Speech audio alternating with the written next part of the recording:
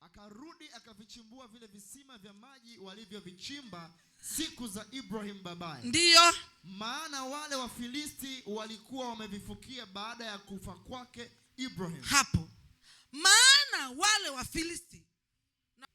Isaka akarudi akaanza kuvifukua visima. Vile visima viliofukiwa na Wafilisti siku za babaye. Kulikuwa na visima. Mwaka huu ni mwaka wetu wa mpenyo. Haleluya. Na kama ni mwaka wa mpenyo, na leo ni kongamano letu la kwanza na Mungu kwa mwaka huu. Maana tumekuja kufukua. Kijana usiguse tena, hapa imekasa. Maana mkono wako ni mwepesi, sasa hivi itaanza kuleta shida. Haleluya. Maana kulikuwa na visima ambavyo wakati havijafukiwa vilikuwa na uhai. Vilikuwa vina maji, vilikuwa vina bubujiko. Lakini adui baada ya kufa Isaka, watesi wa Isaka, baada ya kufa Ibrahimu, watesi wa Isaka, kuna neema iliachiliwa juu yako. Kuna mkono wa Bwana ulikuwa juu yako. Mafanikio, kulikuwa na baraka, kulikuwa na kuinuka kwako. Mungu alichokupa ni kikubwa, lakini kuna roho mbaya, utawala wa giza ukainuka katika ulimwengu wa roho, ukafukia kisima chako cha furaha. Kuna watu mnaishi hamna furaha ya kweli. Tangu kukua kwako hujawahi kupata ile amani ya kweli. Amani. Mwana Mungu, kama kuna kisima kinatakiwa kisifukiwe, ni kisima cha amani. Nataka nikwambie, ili ujue kwamba wewe ni mwana wa Mungu, ni amani. Biblia inasema Yesu Kristo ni mfalme wa nini? Wa amani. Na kama huna amani, ina maana wewe sio mwana wa mfalme.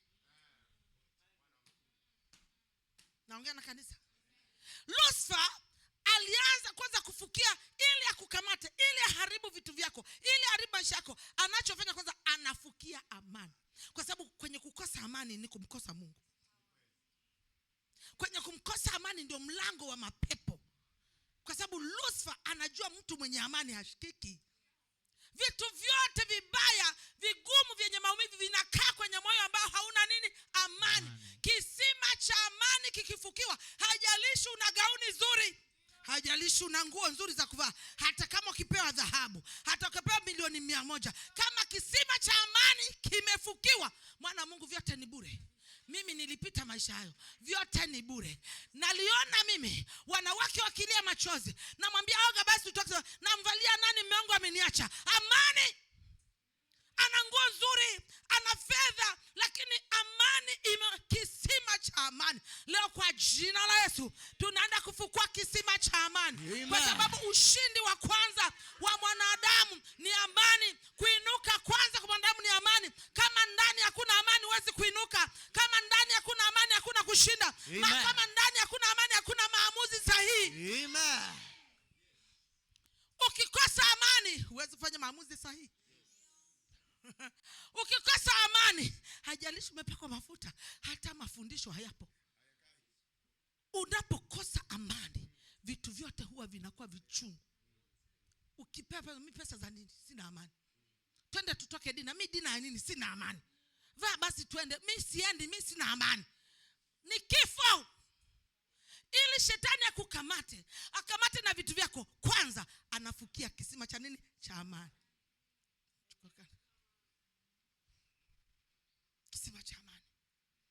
Wachawi wakitaka kukua, nasema ukweli kabisa, kwanza wanakuondolea amani. Unaanza kuishi maisha hayana amani. Mtoto wangu alitaka kumuua wakati akiwa mdogo. Akaniambia, mama, nilikuwa natembea sina amani alafu nina wasiwasi. Ili roho zikuue, zikupeleke kuzimu, zinachofanya zinaondoa nini? Amani.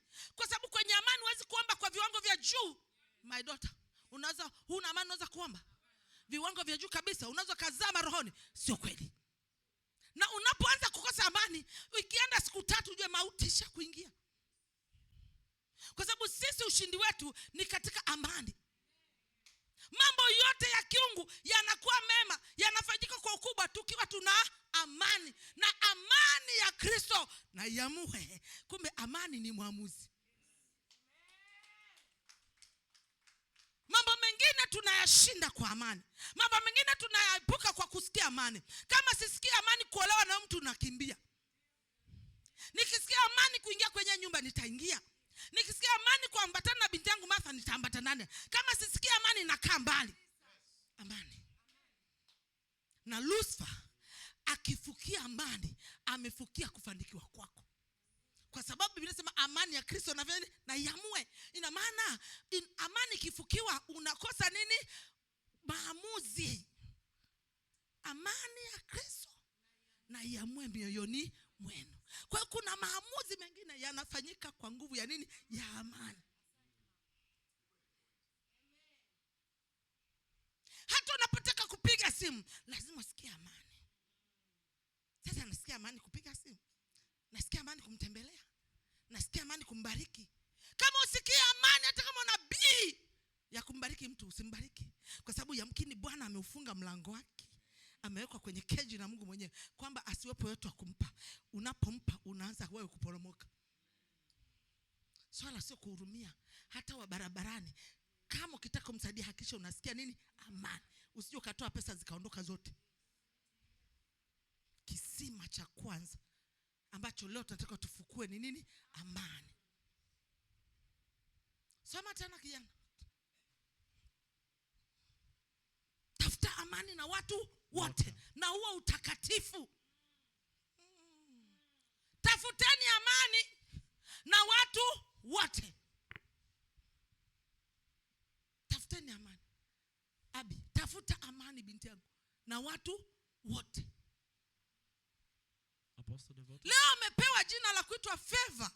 Lakini lazima wewe mwenyewe, kama alivyosema mtoto wangu hapa Evans, lazima utafute tabia njema. Uanze kutafuta amani na watu wote. Nipe ile favor, itaondoka na wewe.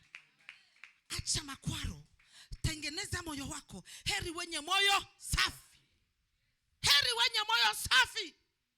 Tafuta amani na watu wote. Kwa sababu huo ndio Mungu atakao kufungulia mlango. Tafuteni amani na watu wote na huo utakatifu. Kwa sababu hakuna mtu atakaoona Mungu pasipo huo. Kwanza amani, alafu unafuata nini? Utakatifu. Kwanza kijana, binti, mama, uwe na amani moyoni mwako, alafu amani na watu wote. Watu wote.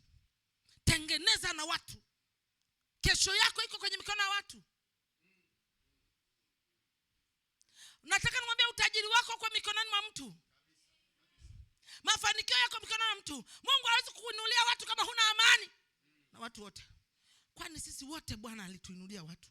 Lakini kwanza tulijifunza, kama alisema mtoto wangu, tulijaribu kutafuta tabia za kiungu, tutembee kwenye uungu, tukaacha chuki, tukaacha uchungu, tukaacha hasira, tukasamehe, tukaa na amani na watu wote, wabaya na wasio wabaya, wazuri na wabaya, wanayenichukia na wasionichukia.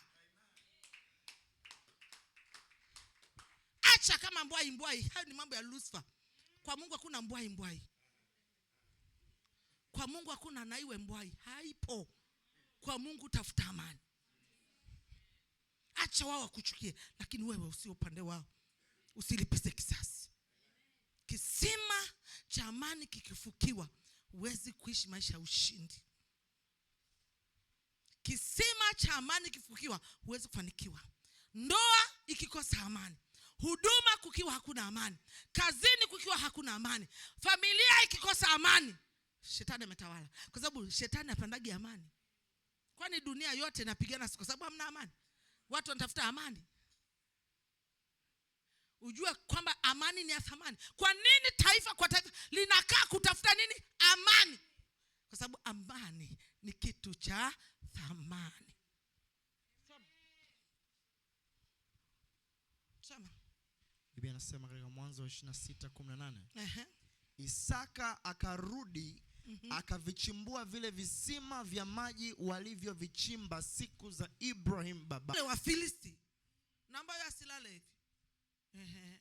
Hapo nyuma 1 2 3. Usilale hivi. Kaa sawa. Haleluya. Kwa sababu hapo tu unaweza ukaona godoro kaanza kuondoka. Haleluya. Isaka akarudi akaanza kuvifukua visima.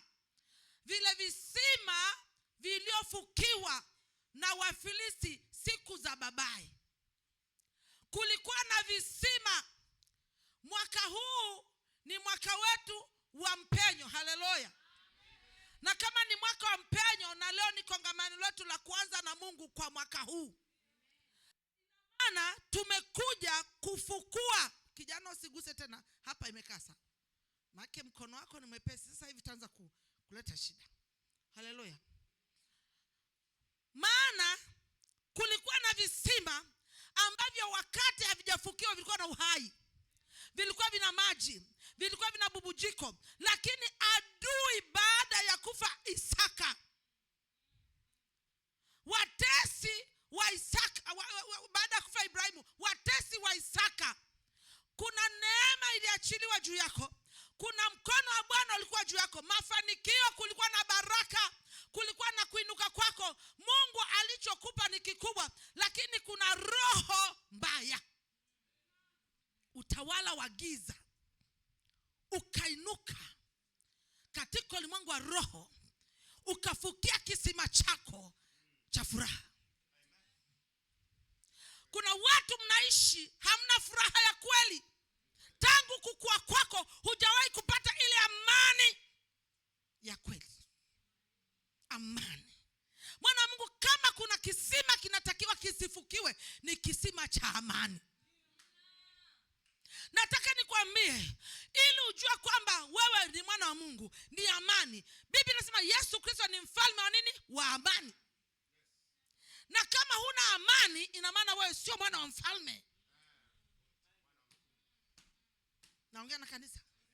Lucifer alianza kwanza kufukia ili akukamate, ili aharibu vitu vyako, ili aharibu maisha yako. Anachofanya kwanza, anafukia amani. Kwa sababu kwenye kukosa amani ni kumkosa Mungu. Kwenye kumkosa amani ndio mlango wa mapepo. Kwa sababu Lucifer anajua mtu mwenye amani hashikiki. Vitu vyote vibaya, vigumu, vyenye maumivu vinakaa kwenye moyo ambao hauna nini? Amani. Kisima cha amani kikifukiwa, hajalishi una gauni nzuri, hajalishi una nguo nzuri za kuvaa, hata kama ukipewa dhahabu, hata ukipewa milioni 100, kama kisima cha amani kimefukiwa, mwana Mungu, vyote ni bure. Mimi nilipita maisha hayo, vyote ni bure. Naliona mimi wanawake wakilia machozi, namwambia oga basi tutoke, namvalia nani, mume wangu ameniacha. Amani. Ana nguo nzuri, ana fedha, lakini amani kisima cha amani. Leo kwa jina la Yesu tunaenda kufukua kisima cha amani. Amen. Kwa sababu ushindi wa kwanza wa mwanadamu ni amani. Kuinuka kwanza kwa mwanadamu ni amani. Kama ndani hakuna amani huwezi kuinuka. Kama ndani hakuna amani hakuna kushinda. Na kama ndani hakuna amani hakuna maamuzi sahihi. Amen. Ukikosa amani huwezi kufanya maamuzi sahihi. Ukikosa amani, hajalishi umepakwa mafuta, hata mafundisho hayapo. Unapokosa amani, vitu vyote huwa vinakuwa vichungu. Ukipepa mimi pesa za nini? Sina amani. Twende tutoke dina, mimi dina ya nini? Sina amani. Vaa basi twende, mimi siendi, mimi sina amani. Ni kifo. Ili shetani akukamate, akamate na vitu vyako, kwanza anafukia kisima cha nini? Cha amani. Kisima cha amani. Wachawi wakitaka kukua, nasema ukweli kabisa, kwanza wanakuondolea amani. Unaanza kuishi maisha hayana amani. Mtoto wangu walitaka kumuua wakati akiwa mdogo. Akaniambia, mama, nilikuwa natembea sina amani alafu nina wasiwasi. Ili roho zikuue, zikupeleke kuzimu, zinachofanya zinaondoa nini? Amani. Kwa sababu kwenye amani huwezi kuomba kwa viwango vya juu. My daughter, huna amani unaweza kuomba? viwango vya juu kabisa, unaweza kazama rohoni. Sio kweli. Na unapoanza kukosa amani, ikienda siku 3 ujue mauti ishakuingia. Kwa sababu sisi ushindi wetu ni katika amani. Mambo yote ya kiungu yanakuwa mema, yanafanyika kwa ukubwa tukiwa tuna amani. Na amani ya Kristo na iamue. Kumbe amani ni muamuzi. Mambo mengine tunayashinda kwa amani. Mambo mengine tunayaepuka kwa kusikia amani. Kama sisikia amani kuolewa na mtu nakimbia. Nikisikia amani kuingia kwenye nyumba nitaingia. Nikisikia amani kuambatana na binti yangu Martha nitaambatana naye. Kama sisikia amani nakaa mbali. Amani. Na Lucifer akifukia amani, amefukia kufanikiwa kwako. Kwa sababu Biblia inasema amani ya Kristo na iamue. Ina maana amani ikifukiwa unakosa nini?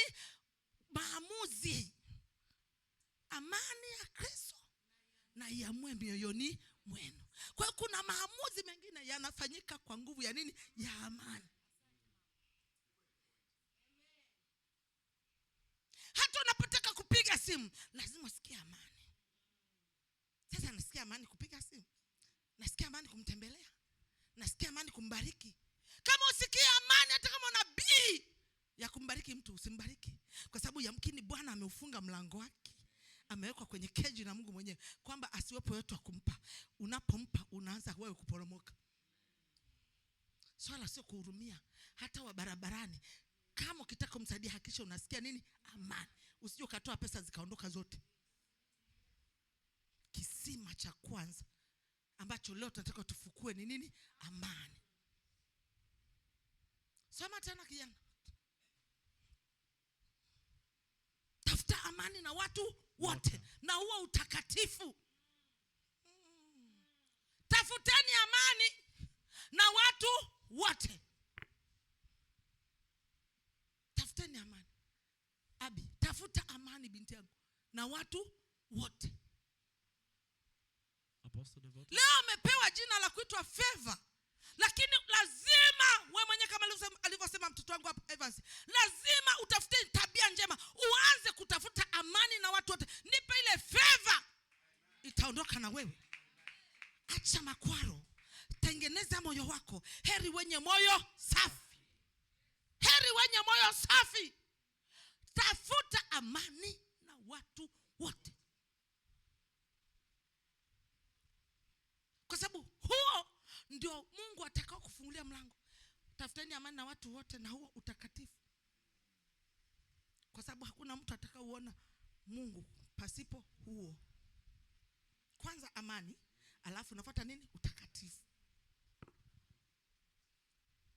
Kwanza kijana, binti, mama, uwe na amani moyoni mwako, alafu amani na watu wote. Watu wote. Tengeneza na watu. Kesho yako iko kwenye mikono ya watu. Nataka nimwambie utajiri wako kwa mikononi mwa mtu. Mafanikio yako mikononi mwa mtu. Mungu hawezi kukuinulia watu kama huna amani na watu wote. Kwani sisi wote Bwana alituinulia watu. Lakini kwanza tulijifunza kama alisema mtoto wangu, tulijaribu kutafuta tabia za kiungu, tutembee kwenye uungu, tukaacha chuki, tukaacha uchungu, tukaacha hasira, tukasamehe, tukaa na amani na watu wote, wabaya na wasio wabaya, wazuri na wabaya, wanayenichukia na wasionichukia. Acha kama mbwai. Hayo ni mambo ya Lucifer. Kwa Mungu hakuna mbwai. Kwa Mungu hakuna na iwe mbwai. Haipo. Kwa Mungu tafuta amani. Acha wao wakuchukie, lakini wewe usio upande wao. Usilipize kisasi. Kisima cha amani kikifukiwa, huwezi kuishi maisha ya ushindi. Kisima cha amani kifukiwa, huwezi kufanikiwa. Ndoa ikikosa amani, huduma kukiwa hakuna amani, kazini kukiwa hakuna amani, familia ikikosa amani, shetani ametawala. Kwa sababu shetani hapendagi amani. Kwani dunia yote inapigana kwa sababu hamna amani? Watu wanatafuta amani. Ujue kwamba amani ni ya thamani. Kwa nini taifa kwa taifa linakaa kutafuta nini? Amani. Kwa sababu amani ni kitu cha thamani. Soma. Biblia inasema katika Mwanzo 26:18. Isaka akarudi akavichimbua vile visima vya maji walivyovichimba siku za Ibrahim babaye. Ndio. Maana wale Wafilisti walikuwa wamevifukia baada ya kufa kwake Ibrahim, naye akaviita majina kufuata majina alivyoviita babaye. Ndio. Watumwa wa Isaka wakachimba katika lile bonde. Wakapata kisima cha maji yanayobubujika. Ndio. Wachungaji wa Gerari wakagombana na wachungaji wa Isaka wakisema, mwana wa Mungu, unapofukua kisima, unapoanza kumlingana Mungu, kisima cha kwanza nimesema, unapoanza kumlingana Mungu, unapoanza kutembea na Mungu, unapoanza kushikamana na Mungu, lazima kuna roho ziinuke kukuzimisha. Kwa sababu ushindi wetu wa Kristo ni kutembea na Mungu na si vinginevyo.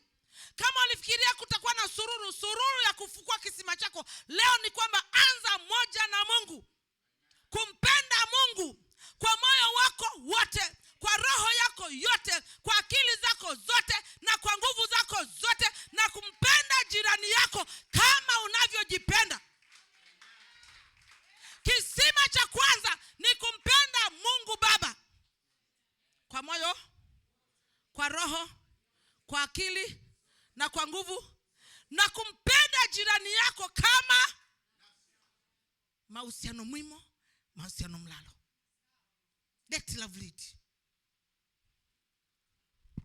Ukisema unampenda Mungu tu, na kuna watu majirani hujawasamehe, na kuna watu majirani hauwapendi, kifo ni juu yako, umasikini hauondoki. Mwana Mungu, tunapita kwenye mambo magumu kwa muda. Ni ya muda. Ni ya muda.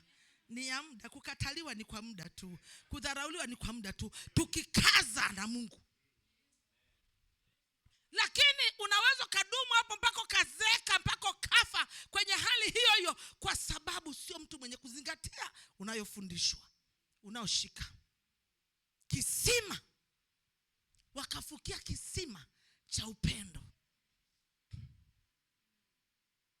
Walipoanza, Isaka alivyokuwa na moyo wa kupenda watu wengine, alivyoanza kupenda watu wengine na kupenda Mungu, hapo ndipo Lucifer alivyosema, ngoja nikuzimishe. Si umefukua? Hakuna kupenda hapa, lazima nilete faraga. Tazama, wachungaji wanagombana. Neema inapoachiliwa, mafanikio yanapoanza, kisima cha kwanza ni mwanzo wa mafanikio. Unaanza kukutana na maji, umechimba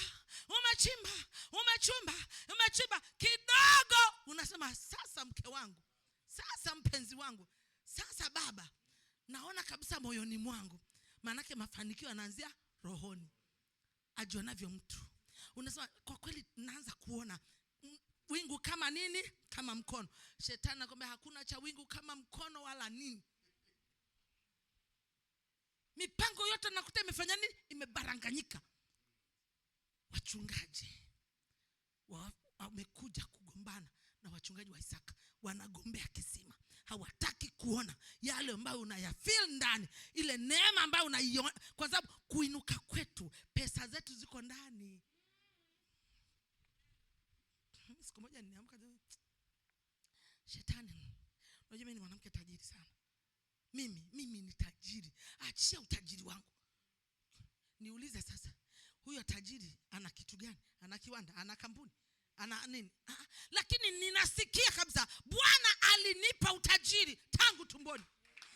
Ila kuna roho imefukia kisima changu cha nini? Cha utajiri. Lazima niseme na ile iliyofukia.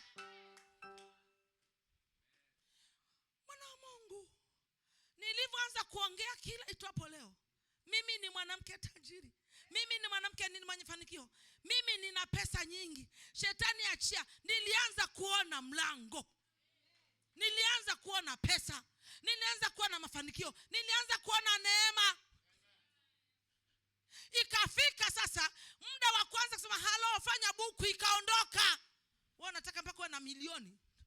Ikifika tu uwezo wa kuamka asubuhi una uhakika wa kula. Huna mtu leo halo nifanyie buku hapo, umeshinda. Kwa sababu mwanzo wa Mungu ni mwanzo mdogo. Una uhakika wa kununua umeme, una uhakika bili za maji kija, kodi ya nyumba umelipa. Huna shilingi 100,000 lakini una 20 tu ipo. Wewe unasonga. Nakwambia ndio mwanzo wa kufanikiwa. Kwa sababu mwanzoni ulikuwa huwezi kumiliki hata 20 kukaa kwenye simu yako wiki nzima ni muujiza. Kwa maana kisima cha uzima cha utajiri kimeanza kuwa na chemchemi. Kuna mwanzo. Ilipofika mahali kwamba kwenye simu yangu, kwenye account yangu kuna 500,000, yani ipo tu kama inaelekea mwezi hivi sijaigusa. Nikasema utajiri umeninukia.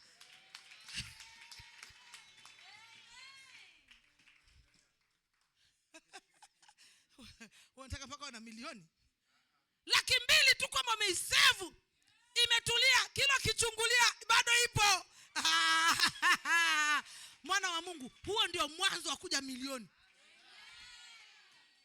Ina maana majira yako ya kumiliki pesa yameshaingia. Kwa sababu hata kama huna kingi, una 50 umeimiliki, na kuambia ni mwanzo mzuri. Kuna watu hawana hata shilingi 100. Kura yako Pastor Evans, Apostle Evans, hayo sio maisha. Soma tena kijana. Nafikiri unaanza kunielewa sasa. Soma tena kijana. Mwanzo 26:20. Nenda pale wakachimba kisima cha kwanza. Twende. Mwanzo 26:21. Wakachimba kisima kingine. Wakagombana na hicho tena. Akakiita jina lake Sitna. Kile cha kwanza ilikuwa nini? Eseki.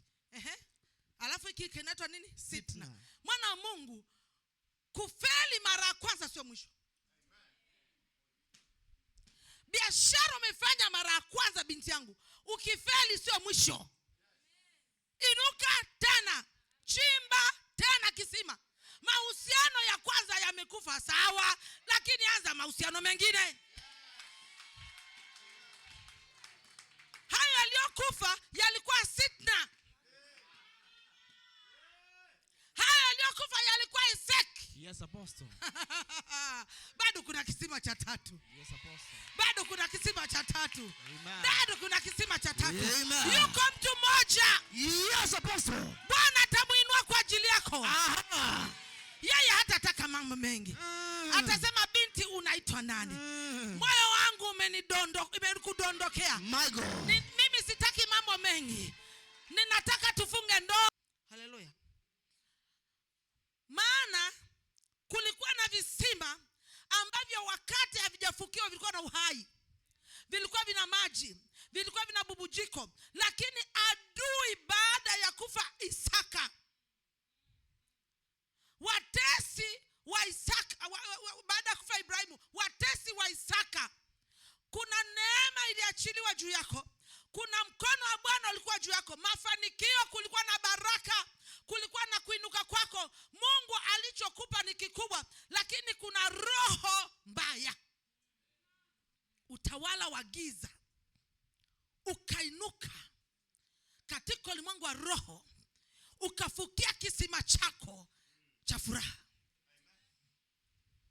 Kuna watu mnaishi hamna furaha ya kweli. Tangu kukua kwako hujawahi kupata ile amani ya kweli. Amani. Mwana wa Mungu, kama kuna kisima kinatakiwa kisifukiwe, ni kisima cha amani. Nataka nikwambie, ili ujue kwamba wewe ni mwana wa Mungu, ni amani. Biblia inasema Yesu Kristo ni mfalme wa nini? Wa amani. Na kama huna amani, ina maana wewe sio mwana wa mfalme. Naongea na kanisa. Lucifer alianza kwanza kufukia ili akukamate, ili aharibu vitu vyako, ili aharibu maisha yako. Anachofanya kwanza, anafukia amani. Kwa sababu kwenye kukosa amani ni kumkosa Mungu. Kwenye kumkosa amani ndio mlango wa mapepo. Kwa sababu Lucifer anajua mtu mwenye amani hashikiki. Vitu vyote vibaya, vigumu, vyenye maumivu vinakaa kwenye moyo ambao hauna nini? Amani. Kisima cha amani kikifukiwa, haijalishi una gauni zuri, haijalishi una nguo nzuri za kuvaa, hata kama ukipewa dhahabu, hata ukipewa milioni 100, kama kisima cha amani kimefukiwa, mwana Mungu, vyote ni bure. Mimi nilipita maisha hayo, vyote ni bure. Naliona mimi wanawake wakilia machozi, namwambia oga basi utoke, namvalia nani, mume wangu ameniacha. Amani. Ana nguo nzuri, ana fedha, lakini amani kisima cha amani. Leo kwa jina la Yesu tunaenda kufukua kisima cha amani. Amen. Kwa sababu ushindi wa kwanza wa mwanadamu ni amani. Kuinuka kwanza kwa mwanadamu ni amani. Kama ndani hakuna amani huwezi kuinuka. Kama ndani hakuna amani hakuna kushinda. Kama ndani hakuna amani hakuna maamuzi sahihi. Amen. Ukikosa amani huwezi kufanya maamuzi sahihi. Ukikosa amani, haijalishi umepakwa mafuta, hata mafundisho hayapo. Unapokosa amani, vitu vyote huwa vinakuwa vichungu. Ukipewa mimi pesa za nini? Sina amani. Twende tutoke dina, mimi dina ya nini? Sina amani. Vaa basi twende, mimi siendi, mimi sina amani. Ni kifo. Ili shetani akukamate, akamate na vitu vyako, kwanza anafukia kisima cha nini? Cha amani. Kisima cha amani. Wachawi wakitaka kukua, nasema ukweli kabisa, kwanza wanakuondolea amani. Unaanza kuishi maisha hayana amani. Mtoto wangu walitaka kumuua wakati akiwa mdogo. Akaniambia, mama, nilikuwa natembea sina amani alafu nina wasiwasi. Ili roho zikuue zikupeleke kuzimu, zinachofanya zinaondoa nini? Amani. Kwa sababu kwenye amani huwezi kuomba kwa viwango vya juu. My daughter, huna amani unaweza kuomba viwango vya juu kabisa, unaweza kazama rohoni. Sio kweli. Na unapoanza kukosa amani, ukienda siku 3 ujue mauti ishakuingia. Kwa sababu sisi ushindi wetu ni katika amani. Mambo yote ya kiungu yanakuwa mema, yanafanyika kwa ukubwa tukiwa tuna amani. Na amani ya Kristo na iamue. Kumbe amani ni muamuzi. Mambo mengine tunayashinda kwa amani. Mambo mengine tunayaepuka kwa kusikia amani. Kama sisikia amani kuolewa na mtu nakimbia. Nikisikia amani kuingia kwenye nyumba nitaingia. Nikisikia amani kuambatana na binti yangu Martha nitaambatana naye. Kama sisikia amani nakaa mbali. Amani. Na Lucifer akifukia amani, amefukia kufanikiwa kwako. Kwa sababu Biblia inasema amani ya Kristo na iamue. Ina maana amani kifukiwa unakosa nini? Maamuzi. Amani ya Kristo na iamue mioyoni mwenu. Kwa hiyo kuna maamuzi mengine yanafanyika kwa nguvu ya nini? Ya amani. Hata unapotaka kupiga simu lazima usikie amani. Sasa nasikia amani kupiga simu, nasikia amani kumtembelea, nasikia amani kumbariki. Kama usikie amani, hata kama una bii ya kumbariki mtu, usimbariki. Kwa sababu yamkini Bwana ameufunga mlango wake, amewekwa kwenye keji na Mungu mwenyewe, kwamba asiwepo yote wa kumpa. Unapompa unaanza wewe kuporomoka. Swala sio kuhurumia. Hata wa barabarani, kama ukitaka kumsaidia hakikisha unasikia nini? Amani. Usije ukatoa pesa zikaondoka zote. Kisima cha kwanza ambacho leo tunataka tufukue ni nini? Amani. Soma tena kijana. Tafuta amani na watu wote na huo utakatifu. Tafuteni amani na watu wote. Tafuteni amani. Abi, tafuta amani binti yangu na watu wote. Leo amepewa jina la kuitwa Favor. Lakini lazima wewe mwenyewe, kama alivyosema mtoto wangu hapa Evans, lazima utafute tabia njema, uanze kutafuta amani na watu wote. Nipe ile favor, itaondoka na wewe. Acha makwaro, tengeneza moyo wako. Heri wenye moyo safi. Heri wenye moyo safi. Tafuta amani na watu wote. Kwa sababu huo ndio Mungu atakao kufungulia mlango. Tafuteni amani na watu wote na huo utakatifu, kwa sababu hakuna mtu atakaoona Mungu pasipo huo. Kwanza amani, alafu unafuata nini? Utakatifu. Kwanza kijana, binti, mama, uwe na amani moyoni mwako, alafu amani na watu wote. Watu wote. Tengeneza na watu. Kesho yako iko kwenye mikono ya watu. Nataka nimwambie, utajiri wako kwa mikononi mwa mtu. Mafanikio yako mikononi mwa mtu. Mungu hawezi kukuinulia watu kama huna amani na watu wote. Kwani sisi wote Bwana alituinulia watu. Lakini kwanza tulijifunza, kama alisema mtoto wangu, tulijaribu kutafuta tabia za kiungu, tutembee kwenye uungu, tukaacha chuki, tukaacha uchungu, tukaacha hasira, tukasamehe, tukaa na amani na watu wote, wabaya na wasio wabaya, wazuri na wabaya, wanayenichukia na wasionichukia. Acha kama mbwai. Hayo ni mambo ya Lucifer. Kwa Mungu hakuna mbwai. Kwa Mungu hakuna naiwe mbwai, haipo. Kwa Mungu tafuta amani. Acha wao wakuchukie, lakini wewe usio upande wao. Usilipize kisasi. Kisima cha amani kikifukiwa, huwezi kuishi maisha ya ushindi. Kisima cha amani kifukiwa, huwezi kufanikiwa. Ndoa ikikosa amani, huduma kukiwa hakuna amani, kazini kukiwa hakuna amani, familia ikikosa amani, shetani ametawala. Kwa sababu shetani hapandagi amani. Kwani dunia yote inapigana kwa sababu hamna amani? Watu wanatafuta amani. Ujue kwamba amani ni ya thamani. Kwa nini taifa kwa taifa linakaa kutafuta nini? Amani. Kwa sababu amani ni kitu cha thamani. Sema. Biblia inasema katika Mwanzo 26:18. Isaka akarudi, akavichimbua vile visima vya maji walivyovichimba siku za Ibrahim babaye. Ndio. Maana wale Wafilisti walikuwa wamevifukia baada ya kufa kwake Ibrahim, naye akaviita majina kufuata majina alivyoviita babaye. Ndio. Watumwa wa Isaka wakachimba katika lile bonde.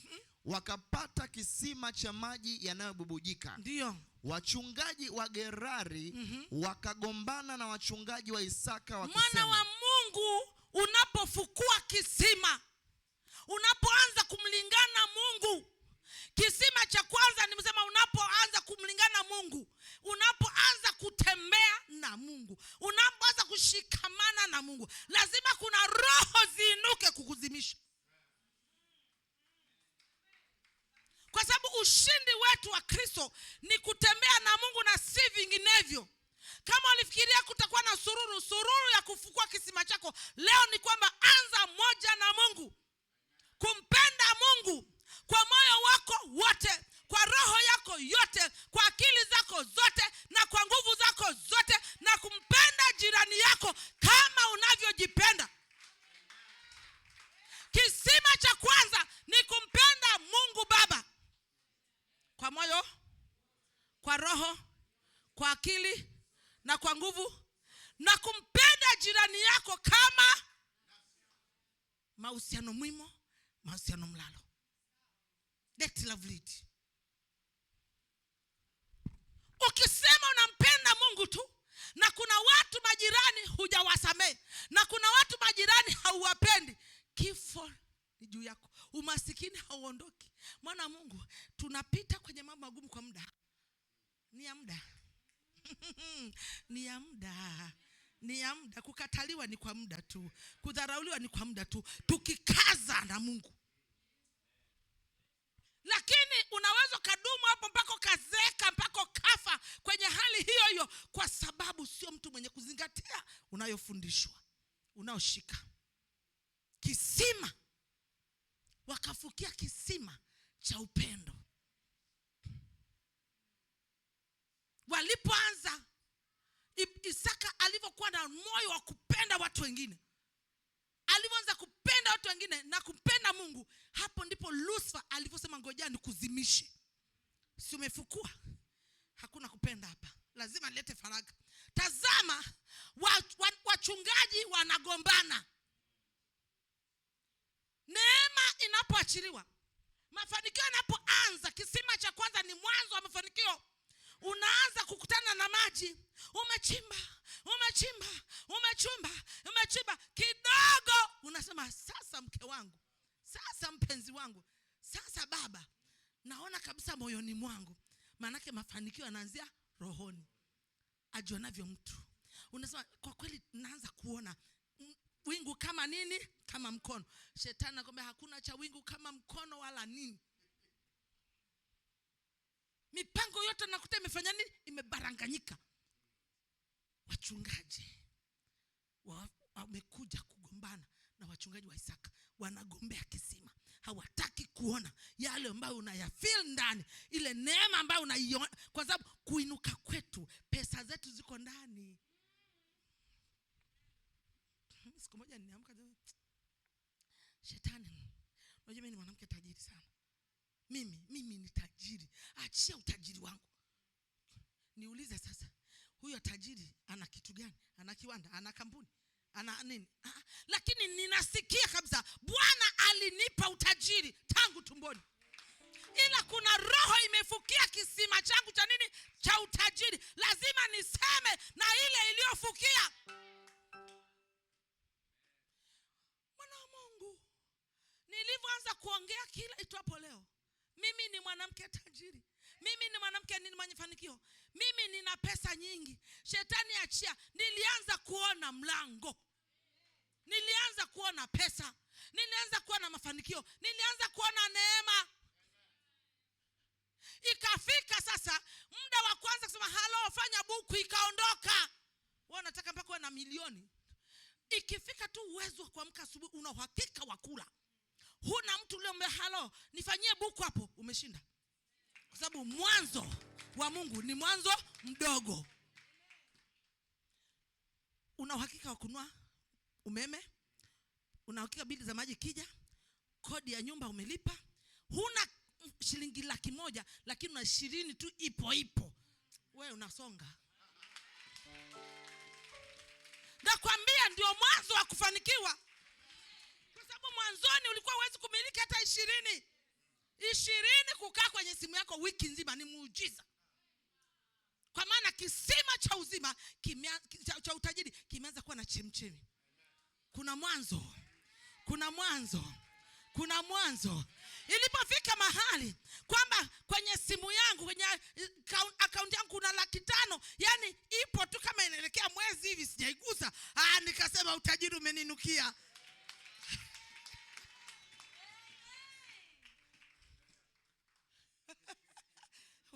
Unataka mpaka una milioni 200,000 tu kama umeisevu, imetulia, kilo kichungulia bado ipo. Mwana wa Mungu, huo ndio mwanzo wa kuja milioni. Ina maana majira yako ya kumiliki pesa yameshaingia.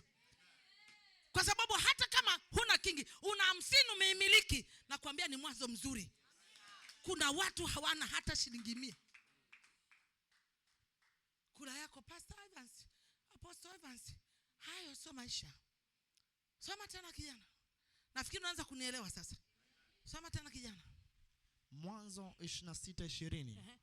Nenda pale wakachimba kisima cha kwanza. Twende. Mwanzo 26:21. Wakachimba kisima kingine. Wakagombana na hicho tena. Akakiita jina lake Sitna. Kile cha kwanza ilikuwa nini? Eseki. Alafu hiki kinaitwa nini? Sitna. Mwana wa Mungu, kufeli mara ya kwanza sio mwisho. Biashara umefanya mara ya kwanza binti yangu, ukifeli sio mwisho. Inuka tena, chimba tena kisima. Mahusiano ya kwanza yamekufa sawa, lakini anza mahusiano mengine. Hayo yaliyokufa yalikuwa Sitna. Hayo yaliyokufa yalikuwa Eseki. Yes, Apostle. Bado kuna kisima cha tatu. Yes, apostle. Bado kuna kisima cha tatu. Amen. Bado kuna kisima cha tatu. Amen. Yuko mtu mmoja. Yes, apostle. Bwana atamuinua kwa ajili yako. Aha. Yeye hatataka mambo mengi.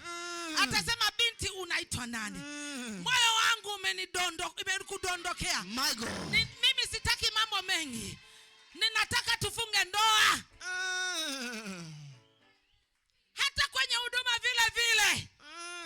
Mwaka wa kwanza sio tatizo. Hata nikiwa nimeenda mpaka miaka 7. Kwani Daudi alikaa miaka 7 nyikani. Lakini majira yalipofika alikaa kwenye kiti cha Yesu. Haijalishi umepita mihula 7. Ola. Jichovya mara 7. Jichovya mara 7. Akajichovya mara kwanza, alivyoinuka ukoma ungalimo. Akaambiwa mzee jichovya tena. Mpaka inafika 6 akasema jamani. Mbona akaambia mzee jitie nguvu. Yamkini hii sasa utaibuka.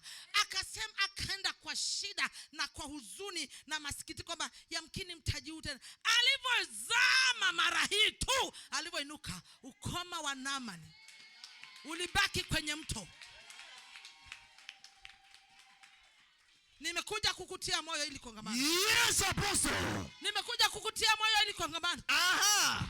Nataka nikwambie ukweli wa Mungu kabisa. Niambie. Kwamba yamkini umejichovya mara kwanza. Ndio. Umeenda mara ya pili. Yes. Umeenda mara ya 3. Yes. Mara ya 4. Yes. Na sasa uko mara ya 5. Bado kuna mara hizi mara 2. Kisima kinapochimbwa, watumishi wa Mungu. Yes. Hakichimbwi kwa kufumba na kufumbua. Kumbuka kinafukuliwa. Kulikuwa na vifusi, kulikuwa na makokoto, kulikuwa na mawe, kulikuwa na makorokoro machafu. Walifukia. Ina maana mtu anapofukia chochote, machupa yaliyovunjika, viungu vilivyochafuka, mifupa ya watu, walifukia matakataka kwenye moyo. Walifukia makorokoro kwenye moyo wako. Kisima kikafukiwa. Lakini wakati anafukua, akaanza kuiona neema. Ndani yake kukaanza kuwa na pumziko. Kukaanza na ghafla likatokea jambo baya. Akaondoka Ezekiel. Ile neema, ule mwanga alikuwa kama giza likafanya nini? Likaingia. Akaamuru kuacha. Na achana na huyu mwanaume. Nilidhani ndoa imefika, kumbe bado hamna kitu. Ezekiel. Na achana na huyu mfanyabiashara. Nilidhani kwamba tutafanya biashara wote, lakini naona amenidhulumu. Hiyo ni Ezekiel. Don't give up. Tafuta mtaji mwingine. Amen. Ukumbuke alipogombea hakuondoka na maji. Yes, apostle. Soma vizuri, rudia. Walipogombea, Isaka akakiacha, hakuondoka hata na chupa nini ya maji. Bado alimwamini Mungu.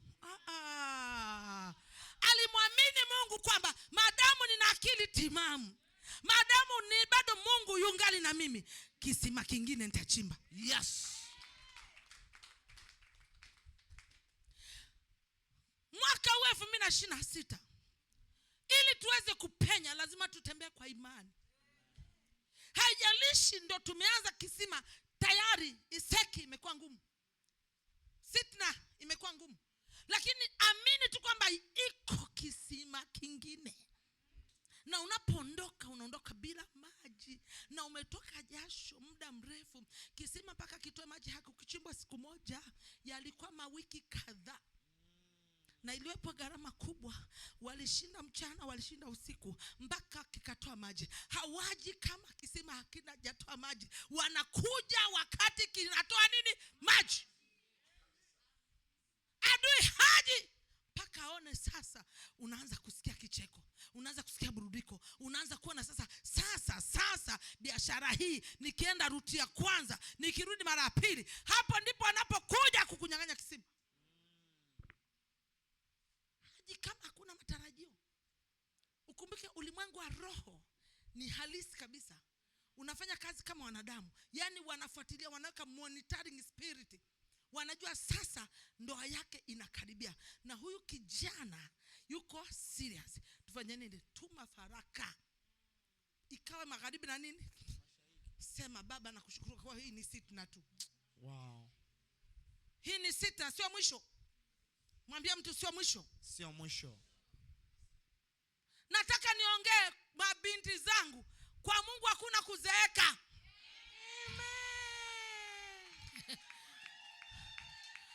Kwa Mungu wetu yako majira kuolewa, sio umri. Nampenda Yesu wa Galilaya. Kwa Mungu wetu yako majira kutajirika, sio umri. Kwa Mungu wetu yako majira kufanikiwa na sio umri. Mungu haendi na umri. Yeye anaitwa mzee wa siku. Hana umri. Yeye ana majira, ana wakati, na majira yako yakifika hakuna wa kuzuia. Usivunjike moyo. Yamkini uko kwenye kisima cha kwanza tu. Yes.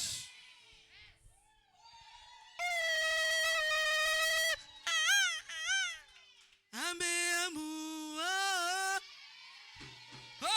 Nandi apinge. Baba amesema ndio. Bwana amesema ndio. Nani akatae? Ameamua. Ameamua. Nani apinge? Baba amesema ndio. Baba amesema ni mwaka wangu wa kupenya. Nani akata? Ni mwaka wako wa kutajirika.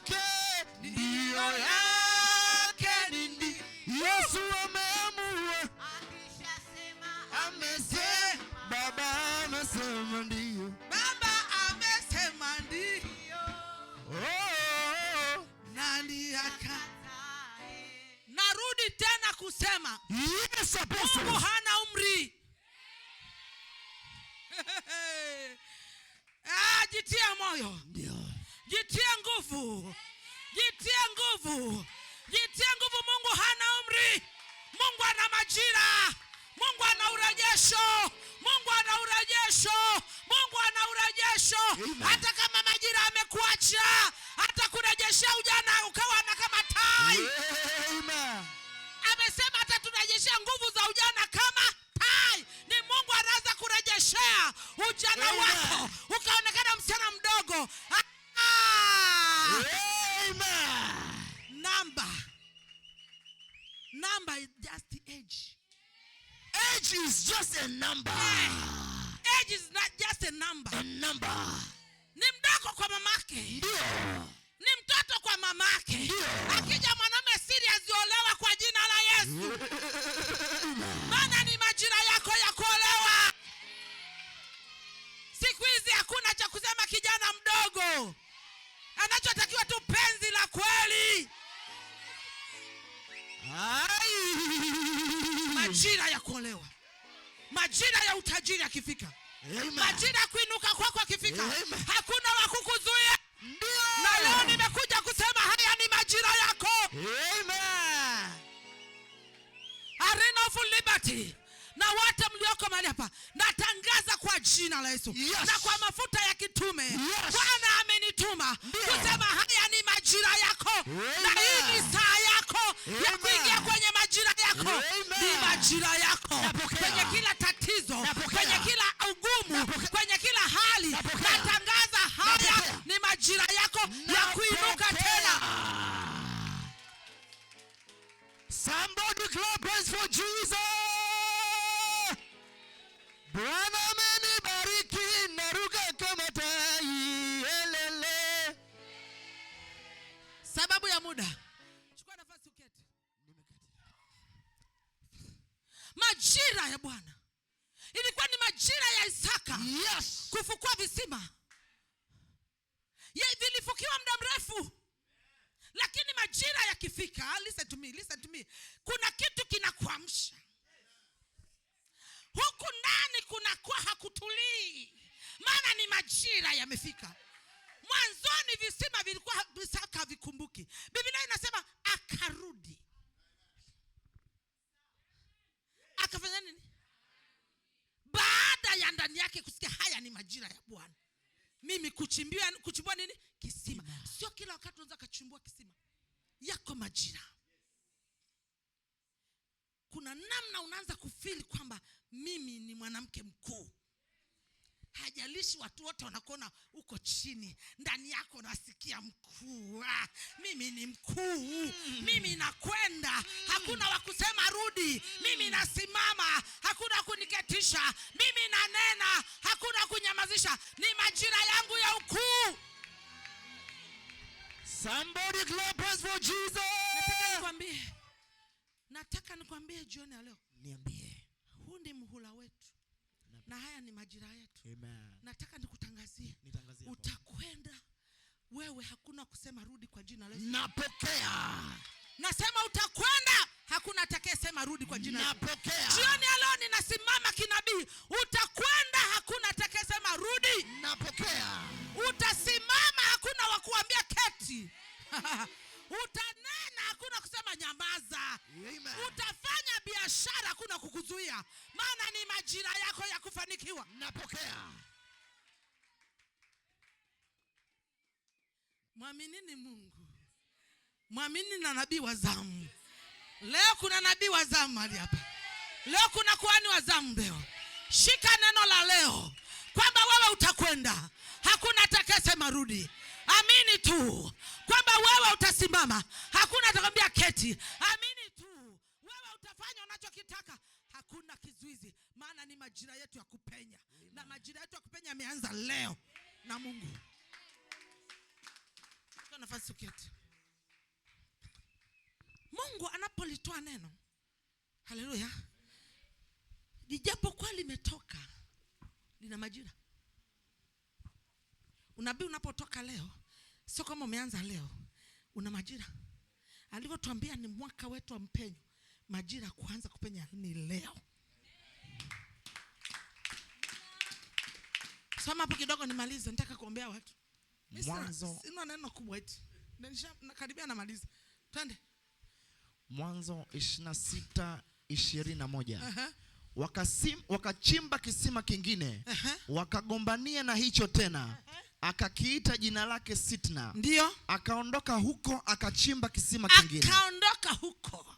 Alikuwa anafanya biashara Mwananyamala. Akaona kwamba watu wa Nyamala wanamzingua. Akaondoka Mwananyamala, akaenda Mbezi Beach. Akafungua biashara nyingine, akafungua duka lingine. Huko nako akamletea zengwe. Akaondoka, akaenda Mbagala. Cha tatu.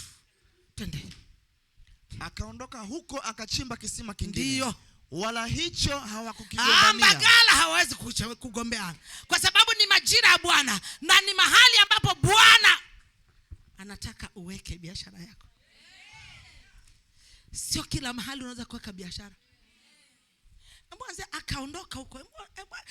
Sijui naeleweka hapa. Kuna mahali patakulazimisha kuondoka.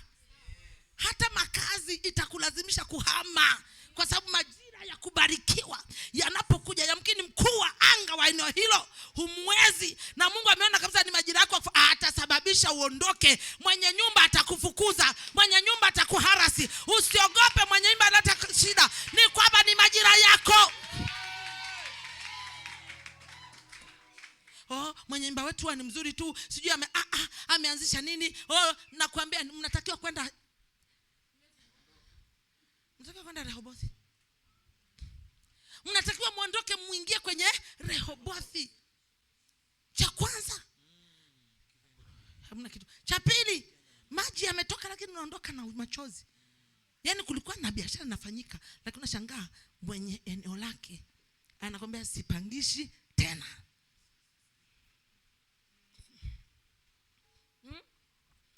Mwenye eneo lake hataki kodi yako tena. Ujue Bwana anakupeleka Iseki.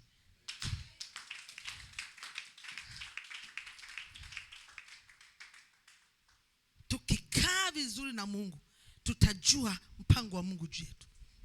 Tutajua makusudi ya Mungu juu yetu. Kila unachokipitia kina makusudi. Usivunjike moyo. Kila unachokipitia Mungu anajua, na kwa wewe uliokoka, ulionyoosha maelezo. Wewe ulionyoka kama rula katika roho, sio uliopinda. Nauliza wale wa Kristo waliosema mimi ni msalaba mbele, dunia nyuma. Kwa kila ugumu unaopitia liko kusudi la Mungu, ili upandishwe na ili uje umtukuze nani? Mungu. Tusingemsoma Isaka kama angechoma kisima kimoja, angechimba kisima kimoja tu afa akafanikiwa. Lakini tunamsoma Isaka kwa sababu kulikuwa na sitna, kulikuwa na eseki, kulikuwa na taabu, kulikuwa na upinzani. Hakuna mpenyo bila upinzani. Kwa nini kaitwa ni mwaka mpenyo? Maana kuna vizuizi, kuna ugumu, kuna ukuta, kuna vipingamizi. Ndipo Bwana akasema ijapokuwa kuna ugumu, kuna vipingamizi, waambie watu wangu ni mwaka wao wa mpenyo. By fire, by force. By fire, by force. By force. Lazima upenye. Watake, lazima upenye. Amen. Wakubali, wakatae, lazima upenye. Walie, wafurahi, lazima upenye. Nimekuja kusema lazima upenye kwa jina la Yesu. Nasema lazima upenye kwa jina la Yesu. Na malaika wa Bwana na wapite kwa kila kizuizi chako. Lazima upenye kwa jina la Yesu. Baba, achilia majeshi ya malaika kupita kwenye kila aliyezuiliwa. Lazima upenye.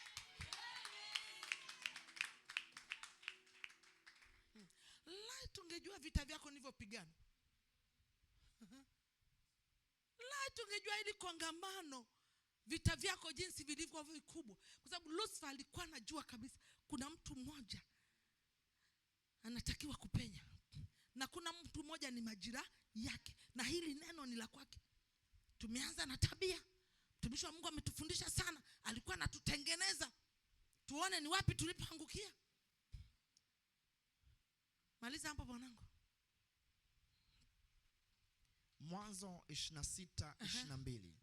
Akaondoka huko akachimba kisima kingine. Wala hicho hawakukigombania.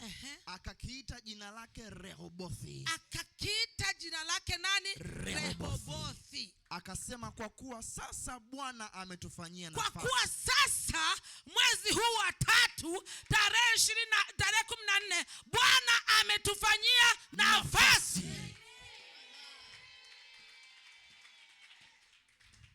Kuanzia leo Bwana amekufanyia nafasi. Amen.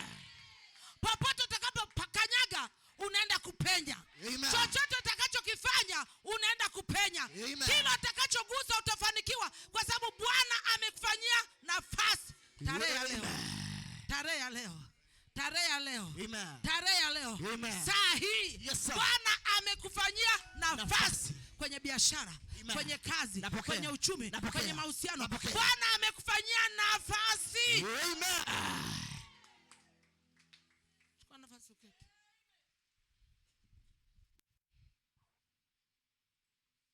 Akachimba cha 3.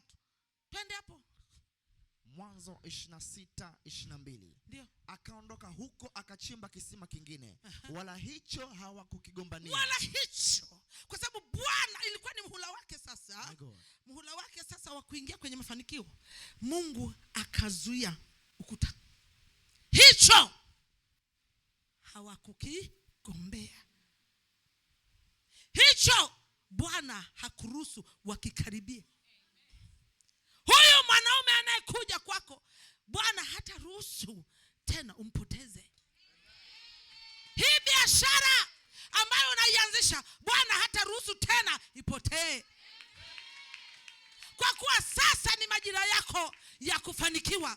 Kwa kuwa Bwana amekufanyia nini? Nafasi. Popote utakapokanyaga kuanzia leo umefanikiwa. Amen. Chochote utakachogusa kitakuwa kifanikiwe. Kibali cha Mungu kinaondoka na wewe.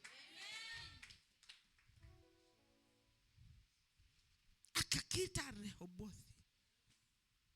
Akasema sasa Mungu amenifanyia nafasi. Binti yangu, nataka niseme kwa jina la Yesu, haya ni majira yako. Bwana amekufanyia nafasi. Usiangalie hali yako ya nyuma, angalia hali yako ya sasa. Angalia siku ya leo. Shika neno hili kwamba Bwana amenifanyia nafasi. Haijalishi ukitoka hapa utakutana na ugumu kiasi gani. Sema mimi naamini na ninajua Bwana amenifanyia nafasi. Bwana amenifanyia nafasi. Na hapo ndipo utaona mkono wa Bwana kukiinua wewe na uzao wako. Amen. Hutakufa bali utaishi. I Aibu receive. imeondolewa kuanzia leo. I receive.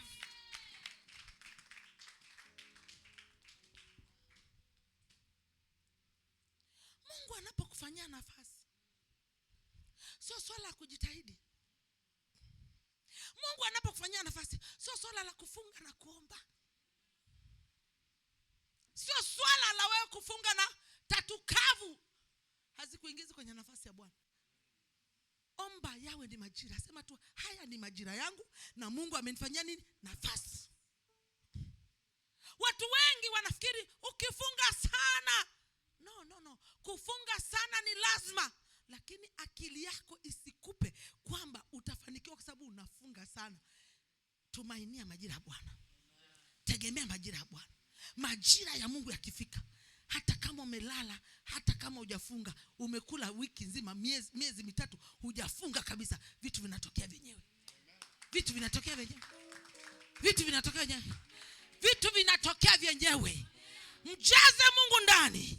Afurike ndani yako. Ziko nyakati ngumu na mbaya, hata ukitaka kufunga uwezi, lakini kile ulichojaza kitakufanyia nafasi. Naongea na mtu. Naeleza na mtu hapa.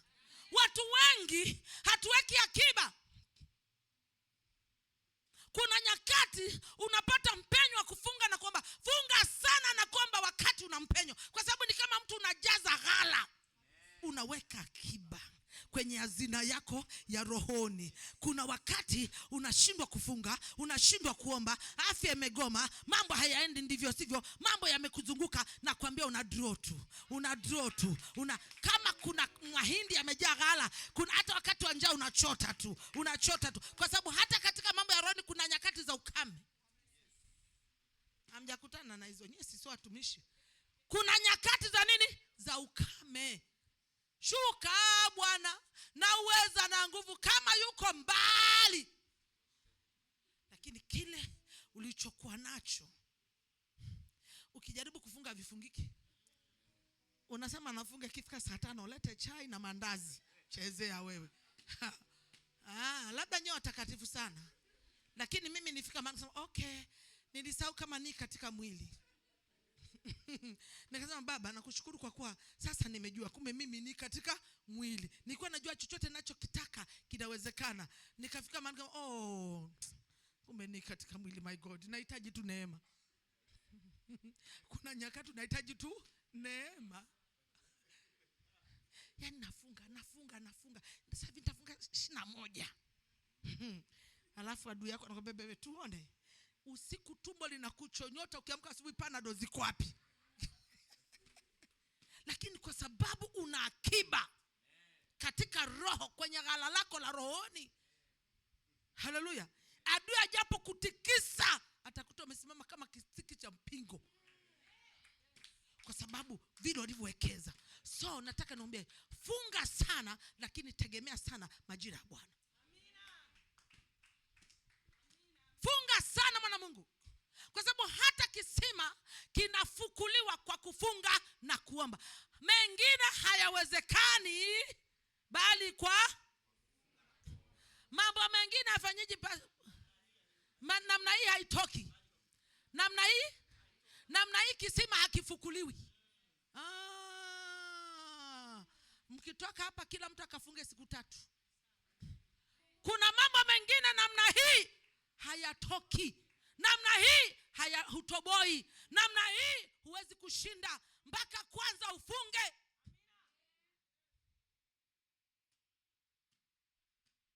Kama Yesu alienda mlimani kufunga usiku kucha, akaomba mpaka jasho likamtoka, likawa hari. Wewe unatakiwa ufanye zaidi, kwa sababu namna hii huwezi kushinda vita vyako mpaka ufunge na kuomba. Namna hii huingii Rehobothi. Manake kuna wanaogombea visima. Katika ulimwengu roho kuna watu, kuna mapepo, kuna wachawi, kuna waganga ambao kila kisima chako kichimba wanagombea. Wapo wanyang'anya baraka, wapo wazuiaji, wapo wenye kukufunga. Nataka nikwambie nakwambia mwana Mungu, leo unapotoka mahali hapa, ikiwezekana kuanzia Jumatatu, Jumanne, Jumatano, siku 7 chukua nafasi ufunge. Ukiweza siku 3. Kila lililosemwa hapa ukaombe. Na unasema haya ni majira yangu ya kukaa Rehoboth. Sikia ewe kizuizi cha ukoo. Sikia enyi mizimu na miungu. Sikia enyi mashetani. Sikia enyi wachawi, wakuu wa anga, wa kazini kwangu, wa nyumbani kwangu, wa ukoo. Na msikie, haya ni majira yangu. Hii ni Rehobothi yangu. Sizuiliwi na kitu chochote. Bwana amesema ndio. Naongea na mtu? Naongea na mtu? Lakini wewe ukichukua notes zako, ukifika nyumbani, sorry binti yangu, unaenda kuziweka hapa paka Jumapili tena. Usikie kuna kongamano Bagala, ndio notebook yangu iko wapi? Na ile Biblia. Nyewe watoto nifutieni. Huwezi kwenda kokote. Wewe haikufai ile kongamano. Hakuna kisima kitakachoamka. Hakuna kisima kitakachotoa maji. Nataka niongee wachimba mgodi. Mwana Mungu, wachimba mgodi mpaka wapate dhahabu, kuna gharama. Yoyote anataka kisima chake kiwe na maji, aingie Rehobothi, kubali kulipa gharama. Nimekuja kusema Wakristo wengi hatupendi kulipa gharama. Nataka nikuambia kwa jina la Yesu, leo kijana, kubali kulipa gharama. Binti, kubali kulipa gharama. Binti, kubali kulipa gharama. Muda wako mwingi spendi na Mungu. Muda wako mwingi sana spendi na Mungu kuliko na mtandao. Kongamano laanza na Mungu linakuambia hivi, spendi muda wako mwingi na Mungu. Tafuta ushirika na Roho Mtakatifu kuliko na mapenzi. Huyo ni mwanadamu eti hakufikishi popote. Maana ukiendekeza mapenzi unapoteza. Na Mungu ni Mungu mwenye wivu. Anasema mimi ni Mungu mwenye wivu. Chochote ambacho utakipa kipaumbele unampoteza Mungu. Balance mambo. Tunapoingia kwenye Rehoboth yetu, lazima tu balance nini? Mambo. Balance.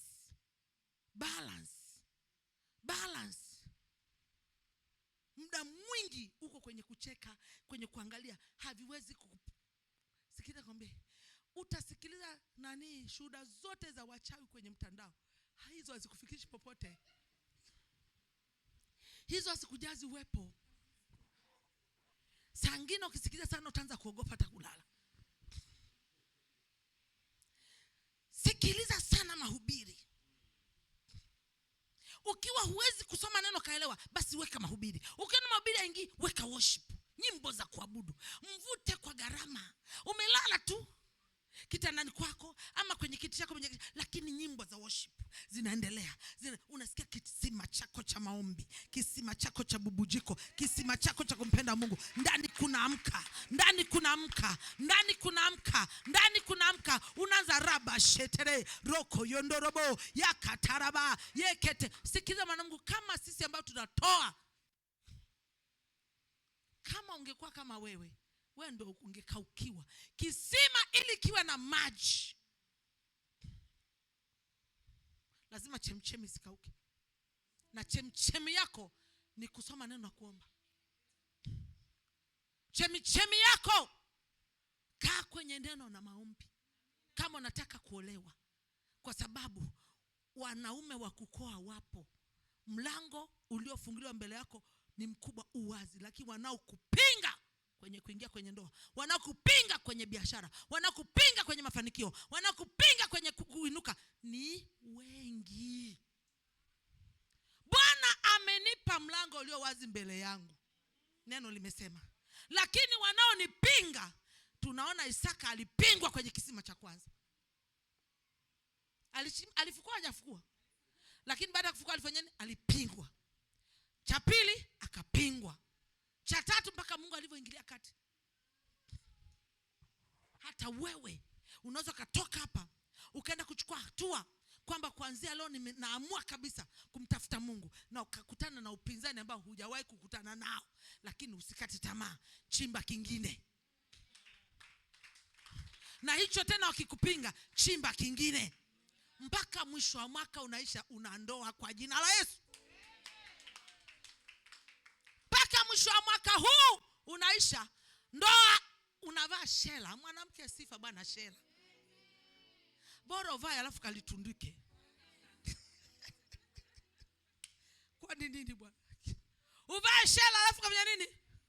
Kutokuvaa kabisa mpaka uzeni mbaya. Vaa alafu kafanya nini? Ukalitundike angalau upate basi hata picha. Naongea na mabinti zangu, mnacheka. Nasimama kwa ujasiri, mimi mama yenu, ni majira yenu ya kuolewa kwa jina la Yesu. Amen. Huyo anayekuzingua achana naye, huyo ni Eseki. Acha kumbembeleza kwa mshahara wako wewe. Yaani wanajikamua wewe. Unajua wanaume sasa hivi wachache, wanaume wenyewe hamna, wanawake wengi. Wa duniani wanaume wachache, lakini kwa Bwana wapo, kwa sababu kila mmoja ana wakwake. Nataka kusema na mabinti zangu, nyumbani mwa Mungu amekuandalia mume. Yamkini yuko Marekani, yamkini yuko London, yamkini yuko India, yamkini anafanya masters yake ya mwisho. Utaolewa katika jina la Yesu. Jiposition yourself. Jiposition. Kama wa ndoa. Sikiliza nikwambia ninapomalizia. Yesu anapita. Nisikize vizuri. Yesu anapita. Wakati Yesu anapita, Zakayo akacheki, akajua hii ngoma ngumu. Mimi ni mfupi, siwezi kumuona. Akasema mimi natafuta position yangu. Zakayo kakimbia, akaenda kupanda kwenye nini? Kwenye mkuyu. Na alipofika kwenye mkuyu, hakukaa kwenye mkuyu. Alitafuta tawi. Akajiposition mahali ambapo Yesu akipita atamuona. Sio kila tawi unaweza kaonekana. Sio kila madhabahu ina neema ya kukubeba. Jiposition yourself.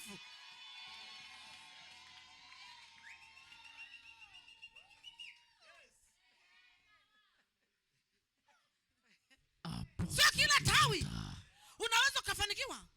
Sio kila tawi unaweza kainuka. Sio kila tawi unaweza kasikiwa. Unaweza kupaza sauti kwenye hilo tawi na wasikusikie, lakini ukikaa kwenye tawi, jiposition, tafuta tawi ambalo akipita tu Mwokozi atasema Devota shuka, naenda kwako.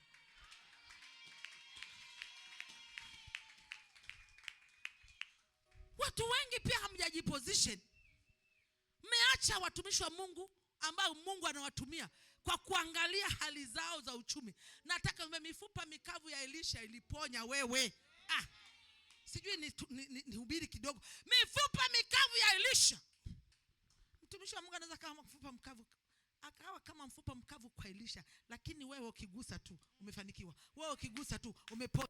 Wewe ukigusa tu umefunguliwa. Wewe ukigusa tu umeinuliwa. Wewe ukigusa tu umeolewa. Ingawa yeye atapakulala hana.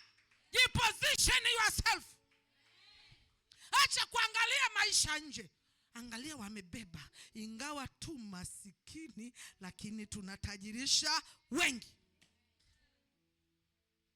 Mtumishi wa Mungu anataka kama maskini, hawezi hata kulipa rent yake mwenyewe. Hana kitu chochote cha kukufurahisha, lakini amebeba neema. Yusufu alikuwa mtumwa kwa Potifa, lakini ndo alikuwa amebeba neema ya utajiri. Hata Potifa akasema vyote na kabidhi. Kuna mtu anamfungua fahamu hapa. Acha kuangalia hali zetu. Acha kuangalia mapungufu yetu. Ukitafuta mapungufu mpaka jioni unatukuta tu. Sisi ni wanadamu tu. Lakini angalia nimebeba nini? Sina fedha. Sina pesa. Sina dhahabu. Kwa jina la Yesu simama, fanya nini? Wende. Chukua neno. Uko tayari kufukua kisima? Uko tayari kuingia kuomba? Nataka tuombe. Kila kisima kilichofukiwa, nimesema kisima cha amani, Sawa? Kuna kisima cha ujasiri. Shetani amefukia kisima cha ujasiri, amekujaza hofu. Amefukia kisima cha nini binti yangu? Cha ujasiri, amekujaza hofu. Kisima cha furaha. Wewe ukicheka haitoki huku mdomoni, huna furaha. Kisima cha upendo kwenye ndoa hakipo. Mnaenda kama mnakufa. Kila mtu anaomba atakufa lini nioe. Na mwingine sema asiafe tu niolewe. Ndoa. Kisima cha upendo kimekufa. Leo kinaenda kufukuliwa. Kisima cha mafanikio. Mwana wa Mungu ulikuwa ni mtu wa mafanikio, ghafla ukashuka kabisa. Zero minus. Kila kisima cha mafanikio kilichofukiwa na wachawi na waganga na mizimu na mashetani, kwa jina Yesu ninatamka kufukuliwa. Kisima cha kibali, mwana wa Mungu. Wewe ulikuwa ni binti mwenye kibali like me nilivyokuwa mtoto. Dunia yote utafikiri nilikuwa nimeibeba. Baba yangu mwenyewe alikuwa ananipenda, ananisifia. Nikipita mahali popote nikiwa binti mdogo, si mtoto agwa huyu. Yaani ninapendwa. Jamani, binti ana meno mazuri. Yaani napendwa. Lucifer alikotoka. Akakifukia kisima changu cha kibali. Kama si Bwana kuniokoa nikakifukua, ningekuwa kituko tu wa kawaida. Yaani ningekuwa kama ponjora iliyotoroka kwao. Maisha yangenipiga. Make nimepoteza nini? Kibali. Mwana Mungu kikipoteza kisima cha kibali kikifukiwa ni kifo. Huwezi kuomba msaada kwa yote, husikilizwi, hueleweki, unabaki na sura nzuri lakini huna faida. Ni kwa sababu kisima cha kibali kimefanya nini? Kimefukiwa. Wamekifukia kibali chako chini ya ardhi. Wamefukia nyota yako ya ukuu, nyota yako ya utajiri, nyota yako ya mafanikio. Wamefukia nyota yako ya kusikika, ulikuwa unasikika. Wamefukia nyota yako ya heshima, ulikuwa unaheshimika. Leo unaanza kuwa mama mchungaji, huna heshima. Yaani mtu anaweza kaongea neno lolote tu. Mtu anaweza kukanyaga mguu na aseme samahani mama. Hakuna wa kukuheshimu kwa sababu sio wao. Kisima cha kuheshimiwa kimefukiwa na Lucifer. Kama huheshimiki leo, kwa jina la Yesu unatoka na heshima. Kisima. Mwana wa Mungu, apostle, lazima uondoke na kisima cha utukufu. Unajua nikwambie kitu? Mwanamke akajifungua mtoto. Alijifungua akamba mtoto gani? Akasema mtoto wa kiume.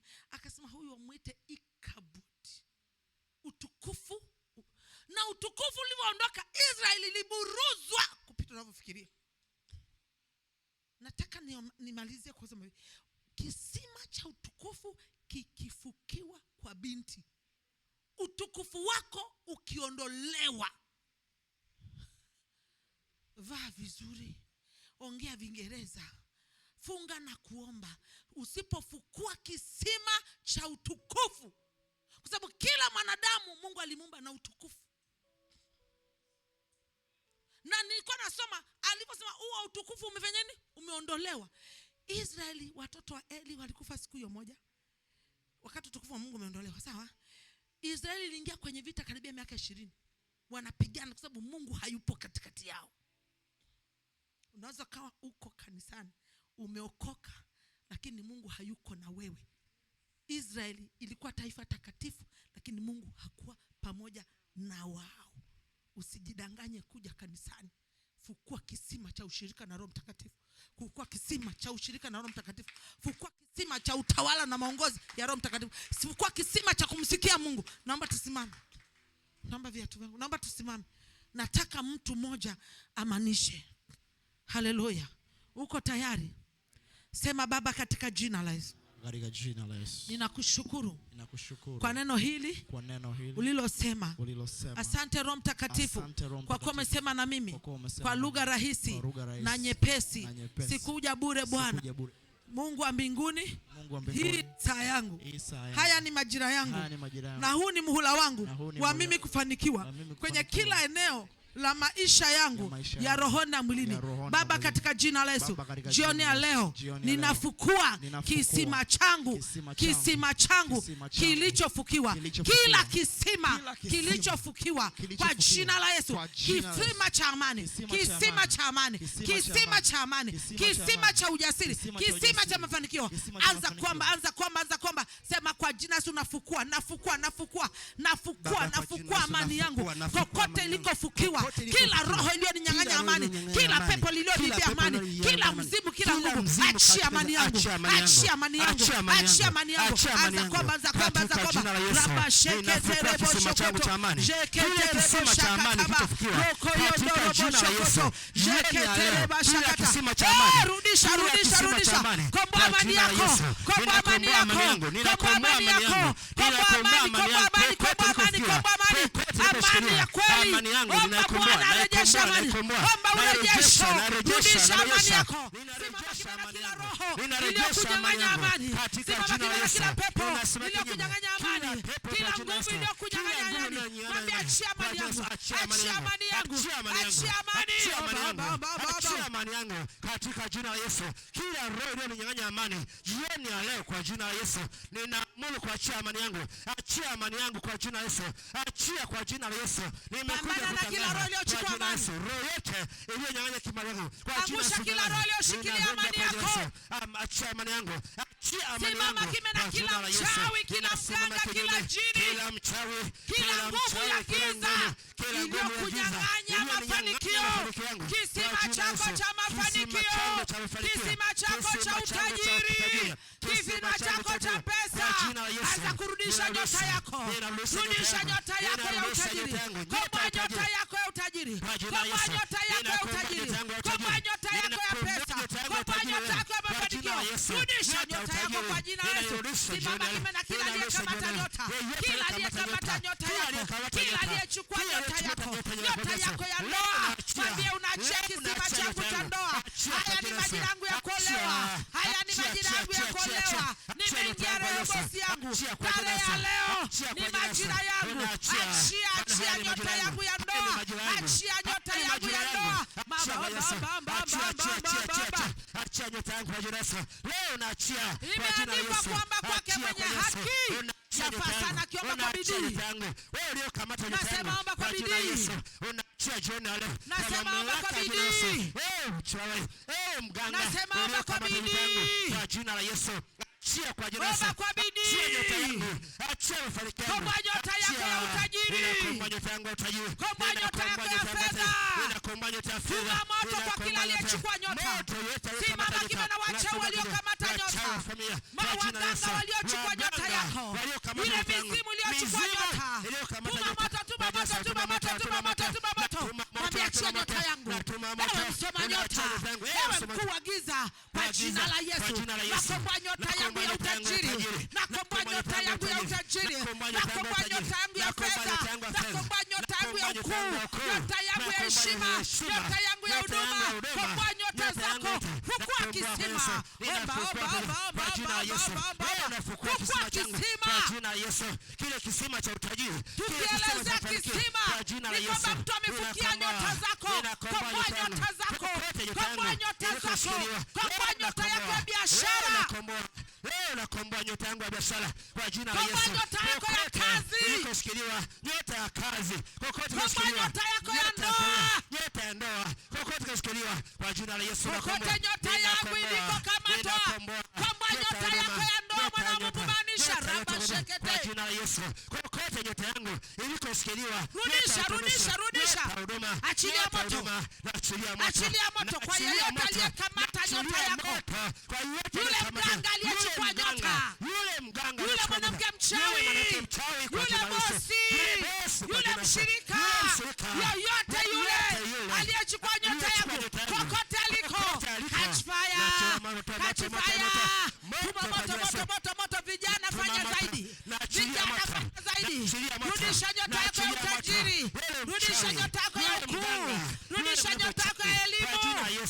Yeyote aliyekamata nyota yangu kwa jina la Yesu naachia. Achia nyota yangu. Achia nyota yangu tajiri. Achia nyota yangu huduma.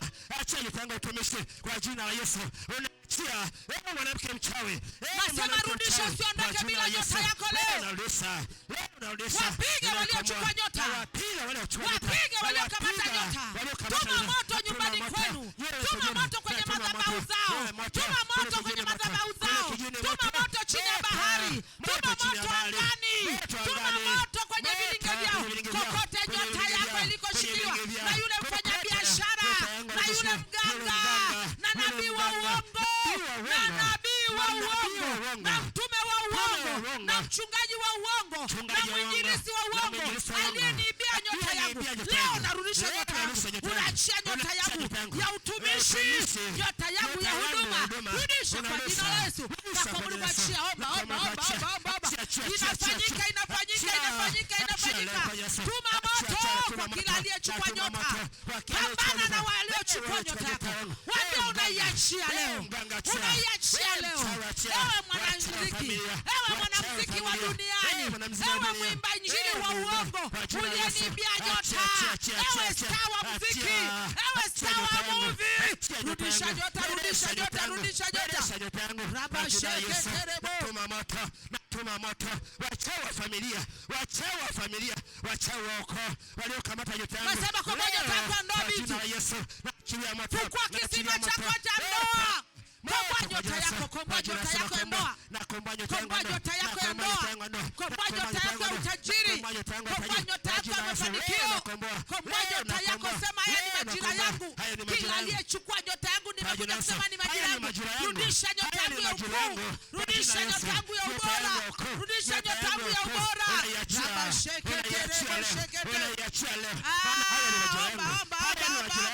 Na kutangazia rudisha nyota yako. Unarudisha nyota yangu kwa jina la Yesu. Maana haya ni majira yangu. Na kutangazia. Komba nyota kwa bidii. Mganga. Nyota zangu zote. Nyota ya fedha. Nyota ya fedha. Nyota ya kibali. Nyota ya heshima. Nyota ya ukuu. Komboa nyota yako ya fedha. Komboa nyota yako ya fedha. Komboa nyota yako ya fedha. Komboa nyota yako ya utajiri. Komboa nyota yako ya heshima. Komboa nyota yako ya huduma. Rudisha nyota yako ya utumishi. Wewe uliye mtumishi wa Mungu hapa, uliyemfanya biashara, komboa nyota yako ya biashara. Inarudi kwa jina la Yesu. Unakomboa. Komboa nyota yako ya elimu unayosoma. Kwa jina la Yesu. Yeyote yule komboa nyota yako ya heshima. Kwa jina la Yesu. Na komboa nyota yangu ya heshima. Tuma moto. Kwa yeyote yule anayetumia nyota yangu. Yoyote anayetumia nyota yangu. Awe ni mwanamke, awe ni mwanamume. Iwe ni roho ile jini. Na chini ya mishale ya moto. Kwa mamlaka ya jina la Yesu. Imeandikwa kila goti itapigwa. Waliyechukua nyota yangu. Hii mamlaka ya jina la Yesu. Piga magoti yako, achia nyota yangu. Waamuru kupiga magoti. Waambie imeandikwa. Kwa jina la Yesu. Kila goti itapigwa. Sikieni enyi wachawi wa ukoo. Sikieni enyi miungu ya ukoo. Sikieni enyi mizimu. Nimekuja kusema rudisha nyota zangu. Ninawaamuru kupiga magoti. Maana imeandikwa. Rudisha nyota. Imeandikwa kwa jina la Yesu. Kila goti itapigwa. Tangaza, waambie imeandikwa. Kila goti la vitu vyote litapigwa. Na kila ulimi utakiri. Kwa jina la Yesu. Tangaza, waamuru kuachia yoyote aliyeshikilia viwazi.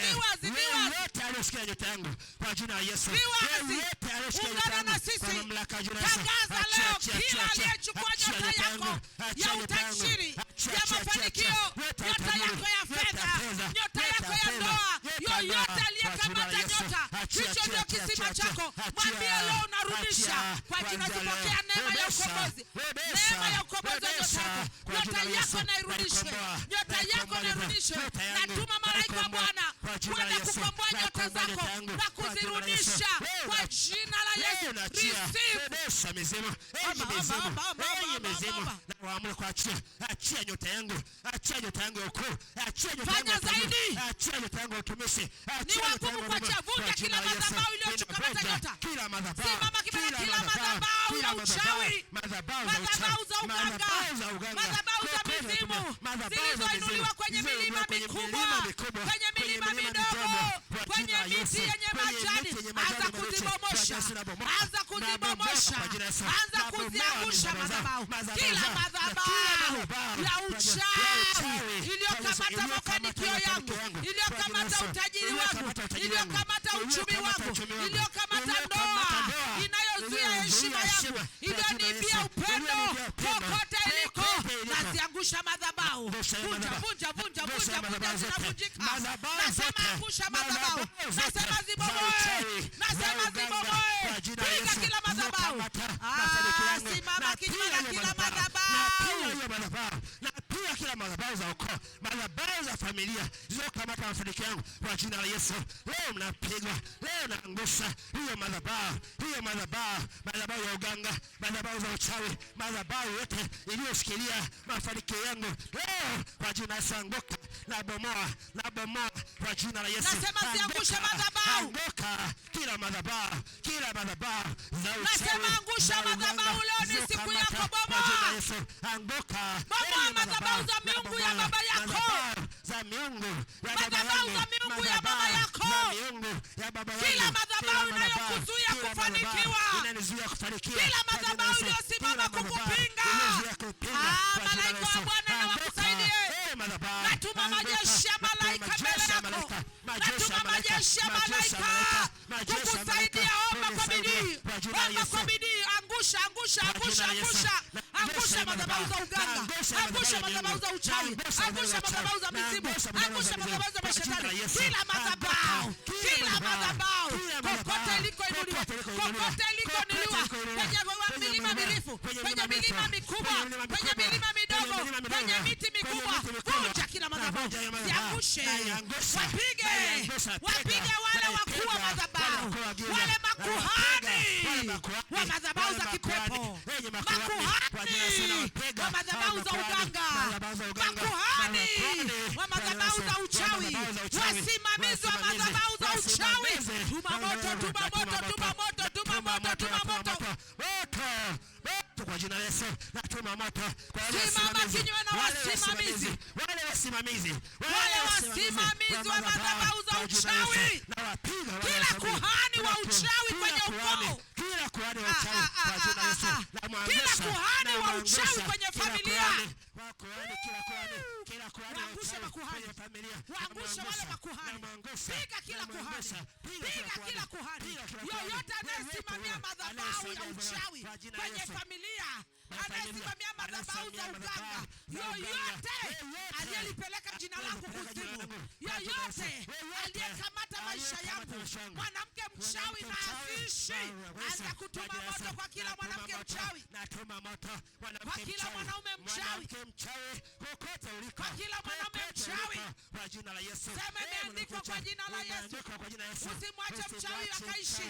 Kila mwanamke mchawi nasikie, kila mwanaume mchawi nasikie, natangaza kifo chako.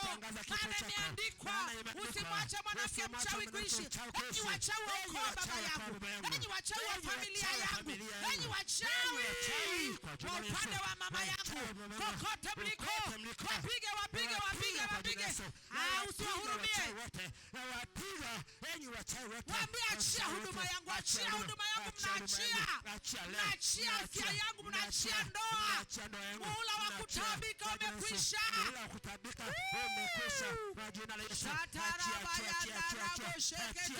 Enyi wachawi, mwanamke mchawi, anguka, pigwa. Piga. Kwa jina la Yesu, achia. Natuma moto juu yako. Mwanamke mchawi, kwa jina la Yesu. Imeandikwa, usimwache mwanamke mchawi kuishi. Mwanamke mchawi, nasema piga. Kwa jina la Yesu, achia. Anguka. Glory, tuma moto. Kula Kigogo nyumbani kwenu, tuma moto. Yoyote aliyeshikilia kisima changu cha utajiri, achilia moto.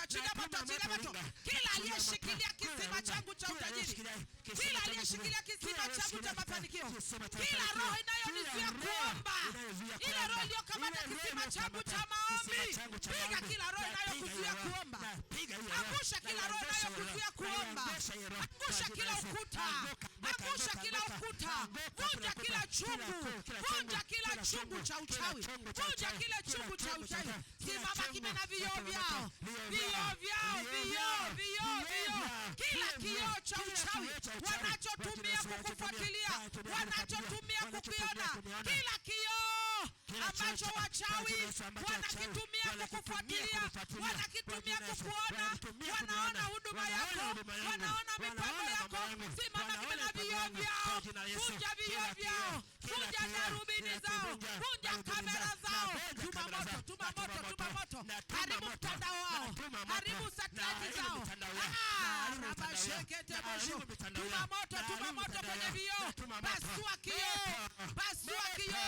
Teketeza vioo vya wachawi. Teketeza vioo vya waganga. Teketeza vioo vya majini. Simama kimya na vile vioo. Vile vioo. Chochote walichoweka kinachofanya uonekane kuzimu. Tuma moto. Simama kimya na kila roho za ufuatiliaji. Angusha roho za ufuatiliaji. Kila mijusi inayotumwa kunifuatilia. Wale paka waliotumwa kunifuatilia. Wale mende wanaokuja kunifuatilia. Tuma moto. Teketeza roho za ufuatiliaji. Angusha roho ya ufuatiliaji. Simama kimya na roho za ufuatiliaji. Roho za ufuatiliaji anguka. Roho za ufuatiliaji kwa jina la Yesu. Tuma moto nyumbani kwako. Tuma moto nyumbani kwangu. Tuma moto juu ya dari, juu ya paa. Juu ya dari moto. Tuma moto kwenye uvungu, kwenye mlango. Kwenye uvungu moto. Kila roho za ufuatiliaji kwenye huduma. Kwenye madhabahu zako. Achilia moto. Pambana na roho za ufuatiliaji. Kila mchawi anayefuatilia maisha yetu. Kila mganga anayefuatilia maisha yetu. Kila sikio la kipepo. Kila sikio la kuzimu. Kila jicho. Haya, peleka moto. Tuma moto. Achilia moto. Moto roho za ufuatiliaji. Moto roho za ufuatiliaji. Moto roho za ufuatiliaji kwa jina la Yesu. Kila roho ya ufuatiliaji. Nateketeza roho za ufuatiliaji. Angusha roho za ufuatiliaji. Kataa kufuatiliwa. Kataa kufuatiliwa wewe. Wapige wanaokufuatilia. Simama kimya na kila roho inayokufuatilia. Inayofuatilia uchumi wako. Inayofuatilia biashara yako. Inayofuatilia huduma yako. Inayofuatilia mipango yako. Inayofuatilia mazungumzo yenu kwenye chumba chenu cha kulala. Tuma moto. Natuma moto. Kila roho ya ufuatiliaji. Kila roho inayokuja kama mjusi. Kwa jina la Yesu. Kila roho inayokuja kama mjusi. Kila mchawi mwenye sura ya mjusi. Kila mchawi mwenye sura ya mjusi. Kila mchawi aliyovaa sura ya paka. Anavaa sura paka kwa jina la Yesu. Kila mchawi aliyekuja kama mdudu, kama mende. Achilia moto. Achilia moto. Yoyote aliyevaa sura ya mende. Aliyevaa sura ya mende. Yoyote aliyevaa sura ya mjusi. Aliyevaa sura ya mjusi kwa jina la Yesu. Yoyote aliyevaa sura ya paka. Aliyevaa sura ya paka. Yoyote aliyezunguka kama mbwa. Aliyezunguka kama mbwa. Tuma moto. Kataa kufuatiliwa. Angusha roho za ufuatiliaji. Naangusha hiyo. Angusha roho za ufuatiliaji mwana Mungu. Angusha hizo roho zinazofuatilia usiku na mchana. Kila roho zinazofuatilia mafanikio yangu. Kila roho zinazofuatilia mahusiano yangu. Kila roho zinazofuatilia ndoa yangu. Kila roho zinazofuatilia mipango yangu. Kwa jina la Yesu. Wote kwa jina la Yesu. Anguka. Natuma moto kwa jina la Yesu. Kila roho inayokuja kufuatilia maisha yangu kwa jina la Yesu. Anza kukata muunganiko. Kata muunganiko na majeshi ya pepo chafu. Kata muunganiko na miungu ya ukoo baba yako. Kata muunganiko na miungu ya ukoo mama yako. Kata muunganiko na wachawi wa familia. Kata muunganiko wa kitovu. Kata muunganiko wa damu. kata muunganiko wa jina kwa damu ya Yesu, kata muunganiko, kata muunganiko, kata muunganiko, kata muunganiko na kila roho, na kila mzimu, na mizimu ya mabibi, na mizimu ya mababu, kata muunganiko na madhabahu za uchawi wa familia, kata muunganiko na kila madhabahu na madhabahu za familia, na kata muunganiko na madhabahu za uchawi, na kata muunganiko kwa jina la Yesu, na kata muunganiko wa damu, muunganiko wa kitovu, na kata leo kwa jina la Yesu. Leo nakata muunganiko, leo nakata muunganiko, leo nakata muunganiko.